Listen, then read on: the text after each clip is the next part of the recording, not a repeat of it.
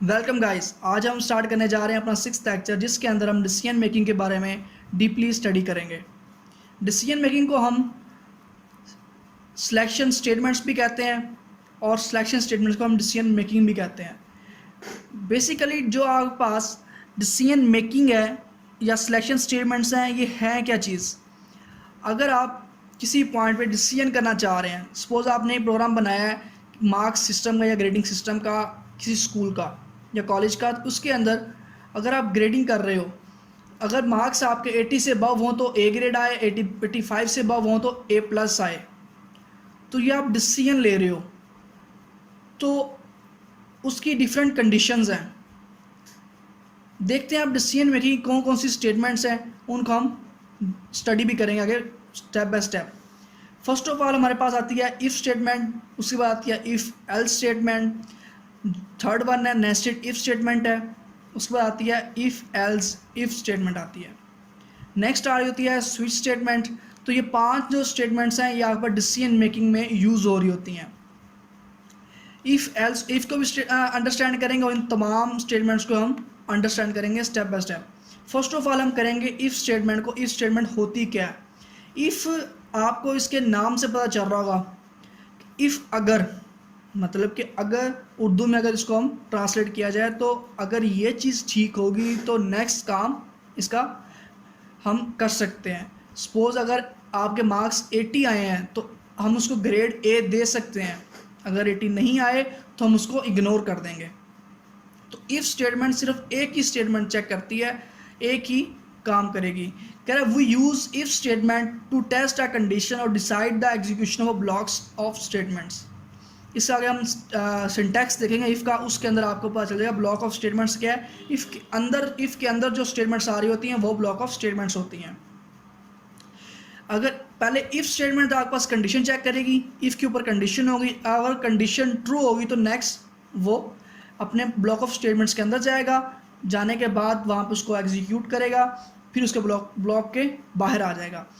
चले हम इसका सिंटैक्स देखते हैं। ये इसका सिंटैक्स है जी। इसके अंदर सबसे पहले इफ़ कंडीशन है या कंडीशन देंगे, यहाँ पे हम करली ब्रैकेट्स लगाने के बाद यहाँ पे हम इसके तमाम स्टेटमेंट्स लिखेंगे। कोई भी आप यहाँ पे एक लाइन ही प्रिंट करवा दो, system dot out dot print L N grade is A, तो इससे आप कोई भी लाइन प्रिंट करा सकते हो, वो स्टेटमेंट्स होती हैं। फिर वो जब ये एग्जीक्यूट हो जाएगी नेक्स्ट स्टेटमेंट पे आ जाएगा। चलिए हम इसका फ्लो चार्ट समझते हैं, आपको ज़्यादा अंडरस्टैंडिंग हो जाएगी। सबसे पहले हमारे पास स्टार्ट होगा, इफ़ कंडीशन पे आएगा। इफ़ कंडीशन पे आके चेक करेगा आपके पास कंडीशन जो है ट्रू है या नहीं है। अगर कंडीशन आपकी ट्रू हुई तो इस ब्लॉक ऑफ स्टेटमेंट्स के ऊपर आ जाएगा। अब ये ब्लॉक ऑफ स्टेटमेंट्स पे आने के बाद इसको एग्जीक्यूट करेगा। एग्जीक्यूट करने के बाद ये नेक्स्ट स्टेटमेंट पे चले जाएगा, इन स्टेटमेंट्स पे आ जाएगा। तो ये तो हुई, हमने बात की है अगर आपका कंडीशन ट्रू हो। सपोज अगर कंडीशन आपकी हो जाती है फॉल्स, तो फिर क्या करेगा? फिर कंडीशन से ही डायरेक्ट आपके पास ब्लॉक से बाहर आ जाएगा, डायरेक्ट यहाँ से यहाँ पे मूव कर जाएगा। तो ये आपके पास सिंपल सा सिंटैक्स है इफ़ स्टेटमेंट का। इसके हम एग्जांपल्स भी देखते हैं। फर्स्ट ऑफ ऑल हमारे पास जो एग्जांपल है, इसके अंदर दिया हुआ है एक, हमने इन टाइप का नंबर लिया हुआ है 10। तो हम ये चेक करने जा रहे हैं कि ये आपके पास जो पर्सन का साइन है ये रिमाइंडर को चेक करता है कि अगर 10 को 5 से डिवाइड करें उसका रिमाइंडर 0 बचता है या नहीं बचता। तो ये कंपैरिजन ऑपरेटर है, इसके अंदर कह रहा है कि अगर इसका जो रिमाइंडर है 0 बचता है, ठीक, अगर इसका रिमाइंडर 0 है तो क्या करे? We are inside the if block, ये प्रिंट करवा दे given number is divisible by 5, कि गिवन नंबर 5 से डिवाइड हो जाता है क्योंकि रिमाइंडर इसको 0 बच रहा है। रिमाइंडर का मैं दोबारा बता दूं, अगर आपने नहीं पढ़ा हुआ तो इसके अंदर अगर मैथ पढ़ी हुई होगी आपने, अगर मैं यहाँ पे 5 लिखता हूँ, 5 लिखने के बाद यहाँ 10 लिखते हैं, इसको डिवाइड करते हैं, 5 टू 10 आता है, तो यहाँ पे नीचे इस जगह पे ये 0 बच रहा है, ये इसका रिमाइंडर है, ये 0 बच रहा है, इसलिए आपके पास ये इस ब्लॉक के अंदर आ जाएगा। इस ब्लॉक के अंदर अगर ये स्टेटमेंट फॉल्स हुई तो ये इसको इग्नोर कर देगा और बाहर आ जाएगा, ये स्टेटमेंट इसको एग्जीक्यूट कर देगा। We are outside the if block, इसको एग्जीक्यूट कर देगा। ये छोटी सी एग्जांपल है, इसको हम आगे प्रैक्टिस भी करेंगे। चलिए अब नेटबीन्स पे चलते हैं और अपनी प्रैक्टिस करते हैं। फर्स्ट ऑफ ऑल अब हम लास्ट लेक्चर में हमने इनपुट लेना सीख लिया था, तो अब यहाँ पे हम इनपुट के ज़रिए ही अब प्रोग्राम करेंगे। तो स्कैनर SCR ले लिया हमने, is equal to new scanner system dot in. इसके अंदर हम सिस्टम डॉट इन किया। नेक्स्ट हमने इसके अंदर हमें फिर एरर दे रहा है क्योंकि हमें जावा यूटिल का हमने जो पैकेज है वो इंपोर्ट नहीं किया।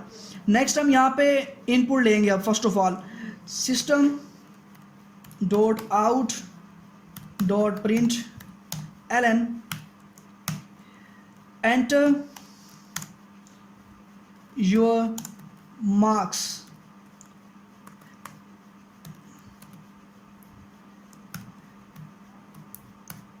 यहाँ पे हम लेंगे इंट a लिया।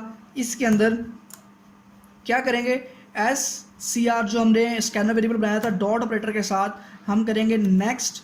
इंटीजर टाइप है तो इंटीजर ही लेंगे, यहाँ पे इंटीजर कर लेंगे और इसको यहाँ पे सेमीकोलन लगा क्लोज कर देंगे। तो ये आपने एक सिंपल सी इनपुट ली है। अब इस इनपुट के थ्रू अब आपने चेक कर रहे हैं कि जो एंटर मार्क्स किए गए हैं तो उससे हमें ग्रेडिंग क्या करनी चाहिए, चेक करते हैं। इफ़ यहाँ पे हम लिखते हैं a लिया था, a इज इक्वल टू, ठीक है, इज इक्वल टू कर लेते हैं 70, इज इक्वल टू 70 आ रहा है। इसी तरह हम कर्ली ब्रैकेट्स लगाते हैं, यहाँ लगाने के बाद एंटर करते हैं इसके अंदर। तो यहाँ पे चेक करते हैं कि अगर system dot out dot print ln, यहाँ पे हम लिख देते हैं योर ग्रेड इज B, सो ये चीज़ आ गई। अब आउटसाइड द ब्लॉक हम यहाँ पे एक लाइन प्रिंट करते हैं, system dot out dot print ln। इसके अंदर हम लिख देते हैं कि your input does not match, कि आपकी जो इनपुट है वो आपके रिजल्ट के मुताबिक मैच नहीं कर रही।